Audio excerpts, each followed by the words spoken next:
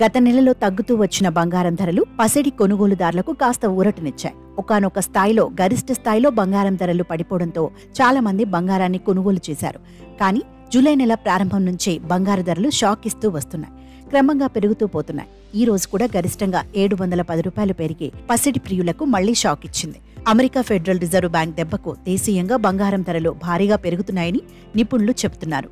Fed వడ్డీ రేట్లు తగ్గింపు సూచనలు ఇచ్చిన క్రమంలో గత వారం రోజులుగా బంగారం ధరలు పెరుగుతూనే ఉన్నాయి. జూలై నెల ప్రారంభం నుంచి చూసుకుంటే ఒక్కరోజు కూడా పసిడి ధరలు దిగిరాలేదు. తులం రేటు ఏకంగా 1500 పైన పెరిగింది.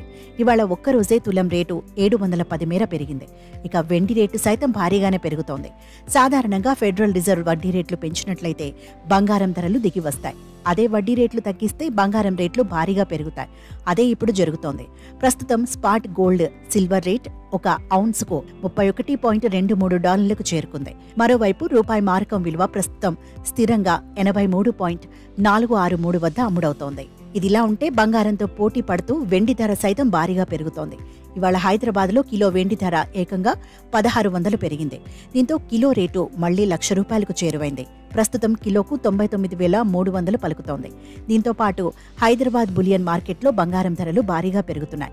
24 క్యారెట్ల స్వచ్ఛమైన బంగారం ధర ఇవాళ ఒక్కరోజే 10 గ్రాములపై ఏకంగా ₹710 మేర పెరిగింది. దీంతో తులం రేటు 73,800 స్థాయికి ఎగబాకింది. ఇక 22 క్యారెట్ల ఆభరణాల గోల్డ్ రేట్ 10 గ్రాములకు ₹650 పెరిగి 67,650 పలుకుతోంది.